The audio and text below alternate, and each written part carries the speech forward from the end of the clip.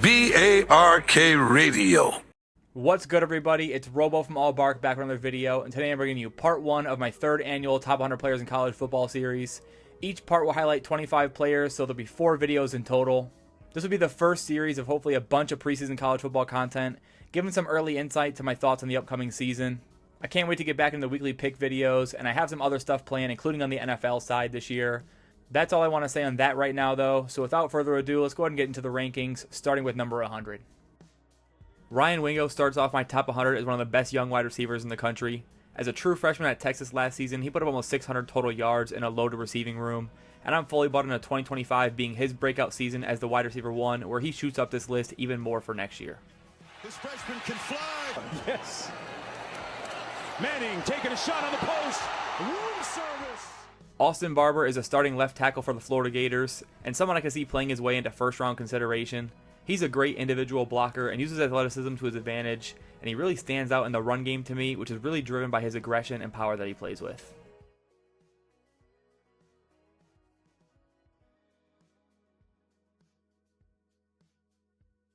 Isaiah Nwokobia has made some preseason All-American teams for good reason. He's just a stud in the safety room for SMU.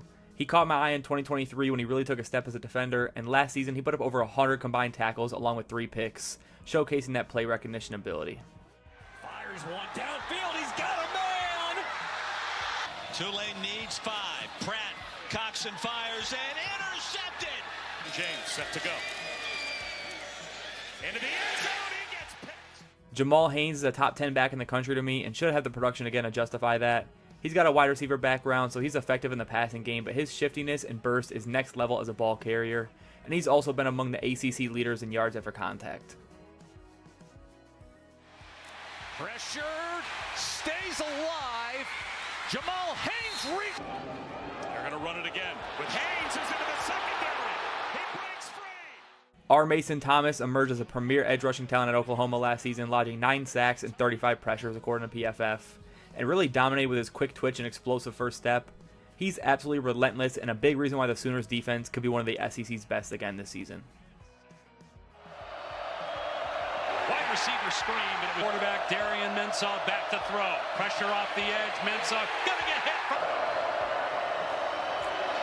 Mensah gets hit by Thomas.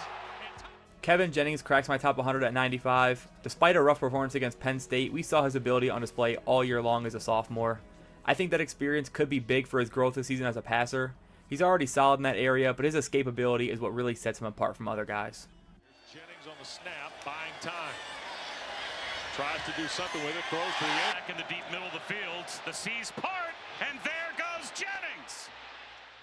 Iowa right tackle Jennings Dunker is a mammoth of a football player and logged a 90 grade in both pass protection and run blocking by PFF last season. But I really love the way he approaches the run. Just so much effort and strength in his game, which really allows him to dominate the line of scrimmage for the Hawkeyes.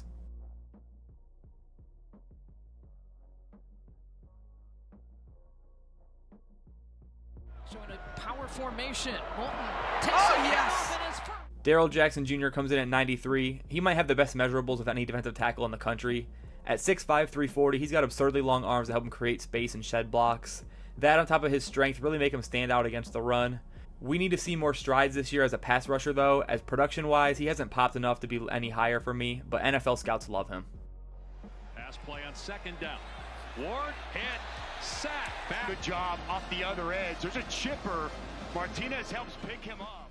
I'm very high on Michigan corner Jair Hill. We've seen some early mock drafts that place him as one of the first corners drafted in 2026, which doesn't surprise me given his growth last season. He struggled quite a bit early on, but the turnaround we saw was fantastic, ending the year holding his own against both Jeremiah Smith and Ryan Williams.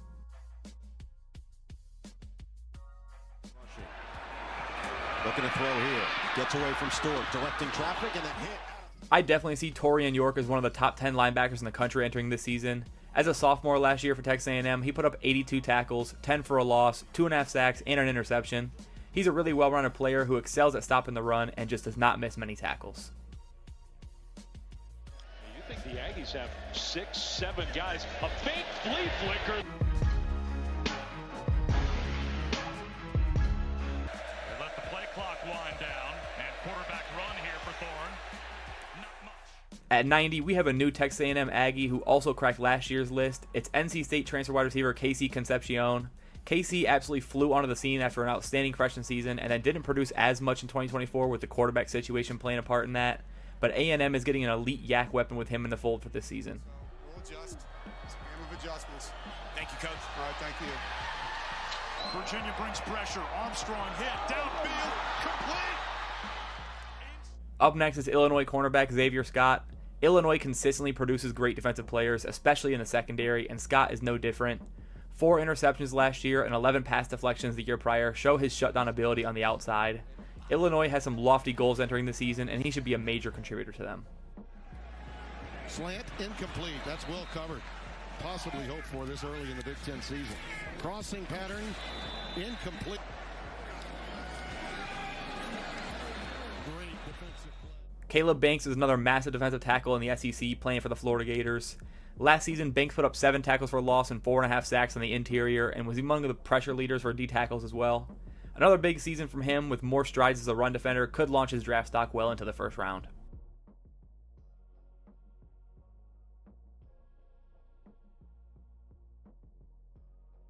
Missouri left guard Caden Green comes in at number 87 for me. The former freshman starter for Oklahoma transferred to Missouri last season and really came along later in the year, improving week to week, becoming an outstanding pass protector.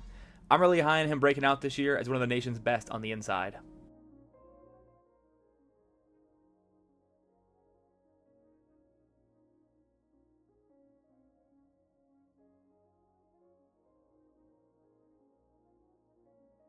I've got another quarterback here, 86, with Baylor Sawyer Robertson. I was really impressed watching him last season and diving more into the tape.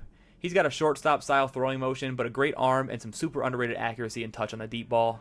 He's the main reason I think Baylor has a legit chance in the Big 12 this year. Play fake. Robertson loads up, taking a shot at the end zone, and it is caught. Just over a minute to go in the quarter. Robertson going to take a shot at the end zone again. Oregon center Iapani Laloulu registered over 500 pass blocking snaps last season and did not allow a single sack on the year, making him one of the premier centers in the nation. And part of what makes him so great is his flexibility as a mauler and athletic blocker, as well as his experience. He's been playing since he's a freshman season for the Ducks. He helped open that hole on the inside. And The conference. To the air, Gabriel. 3rd down and 4. So dangerous in the red zone. It's well defended. There's nowhere to go. Trey White might be more unknown as he doesn't play in the Power 5, but he's one of the best sack specialists in the entire country. Last season for San Diego State, he put up 12.5 sacks and 19 tackles for loss, with both ranked inside the top 5 in the FBS. His motor and quick twitch has allowed him to dominate the Mountain West so far. San Diego State blitz, and Petrus runs out of time. Uh-oh, gets away from Rodriguez. He better fall on it. Picks up. This is your self-partner. Here's C.J. Harris up in the air. Aaron Anderson is one of the most explosive players in the country regardless of position and has the luxury of playing in a loaded receiver room to take pressure off of him as a lead guy. Last season he put up nearly 900 yards and 5 touchdowns alongside Kyron Lacey, and now looks towards a big second year with Garrett Nussmeier as his quarterback again. Leading into this game, Nussmeier flings it down the field. Anderson. you cleared out. That's clear. That's obvious. Beautiful. Look out. Aaron Anderson went down low. Matayo Uyunglele had a breakout sophomore season last year for the Oregon Ducks, registering 10.5 sacks and 31 total pressures in his first season as a true starter. And now I'm expecting another big step this season as a leader of the defensive line and a potential first-round draft pick, where he just becomes a consistent game wrecker every week. Lock feeling the pressure. Uyunglele. Get rid of the football. Has not thrown an interception tonight. Pressure comes over the middle. It's caught in there. The throw on 2nd down. Lock batted down. Picked off. Jordan Seaton was a massive land for Deion Sanders out of high school ranks a year ago, and as a freshman, he really showed out landing on the freshman All-American team.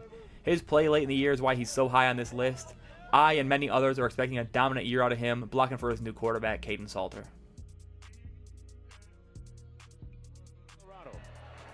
Sanders hands it off.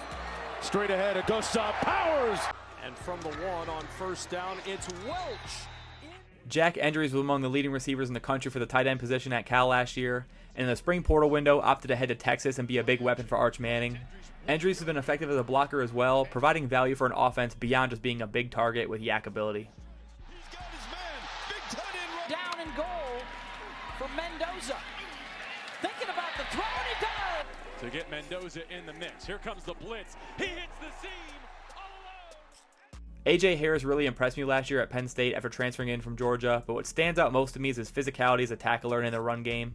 He's lightning quick with reaction time and downhill speed and has been solid in coverage, and I think he's going to take a significant leap in that area this upcoming season to make him one of the country's best.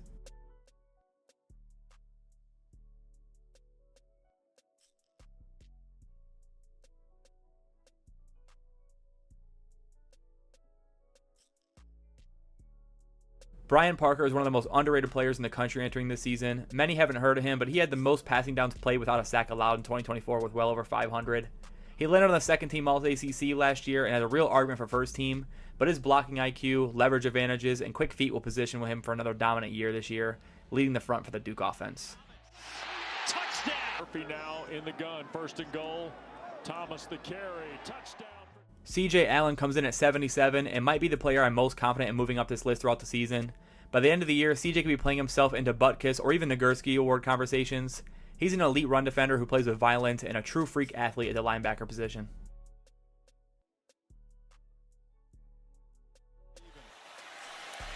Warner on the run, throw an interception. He threw it right to CJ. Penn State's Zane Durant is a special interior talent who really hasn't gotten his flowers from an award standpoint.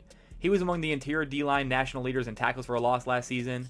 He is a little undersized, but that has not affected him to this point, and I'm expecting another dominant year from him with a potential All-American spot on the way.